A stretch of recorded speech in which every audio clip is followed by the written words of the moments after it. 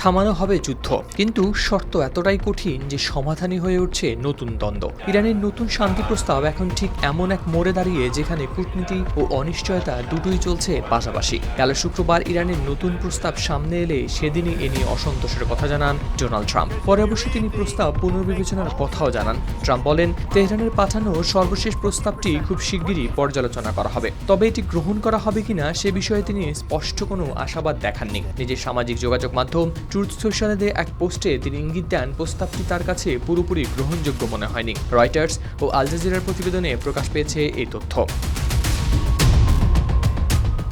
ইরানের এই নতুন প্রস্তাব মূলত আগের একটি প্রস্তাবের সংশোধিত রূপ, যদিও আনুষ্ঠানিকভাবে এর বিস্তারিত প্রকাশ করা হয়নি। তবে এক জ্যেষ্ঠ ইরানি কর্মকর্তা বার্তা সংস্থা রয়টার্সকে জানান, প্রথম ধাপে 3টি নিশ্চয়তার ভিত্তিতে যুদ্ধবন্ধের কথা বলা হয়েছে। এর মধ্যে রয়েছে ইরান যুক্তরাষ্ট্র ও ইসরায়েলের উপর হামলা চালাবে না, হরমুজ প্রণালী খুলে দেওয়া হবে এবং যুক্তরাষ্ট্র ইরানের বন্দরগুলোতে আরোপিত অবরোধ প্রত্যাহার করবে।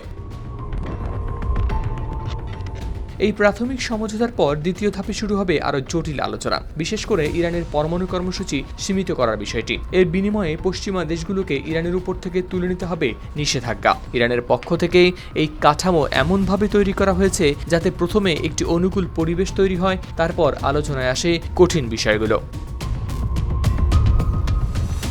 একই সঙ্গে তেহরান 14 দফার একটি বিস্তৃত শান্তি পরিকল্পনাও দিয়েছে, যার লক্ষ্য শুধু সাময়িক যুদ্ধবিরতি নয়, বরং স্থায়ী সমাধান। এই পরিকল্পনায় বলা হয়েছে ভবিষ্যতে কোনো সামরিক আগ্রাসন না চালানোর নিশ্চয়তা দিতে হবে, ইরানের সীমান্তবর্তী এলাকা থেকে সব মার্কিন বাহিনী প্রত্যাহার করতে হবে, নৌ অবরোধ ও সব ধরনের নিষেধাজ্ঞা তুলে নিতে হবে, এমনকি বিদেশে জব্দ থাকা ইরানের সম্পদও দিতে হবে ফেরত। এছাড়া লেবানন সহ সব রণাঙ্গনে চলমান সংঘাত বন্ধের কথাও উল্লেখ করা হয়েছে। পাকিস্তানের মধ্যস্থতায় এই কূটনৈতিক প্রক্রিয়া এগোচ্ছে, যেখানে ইরান স্পষ্ট করে জানিয়েছে 2 মাস নয়, বরং 30 দিনের মধ্যেই সব সমস্যার সমাধান চায় তারা।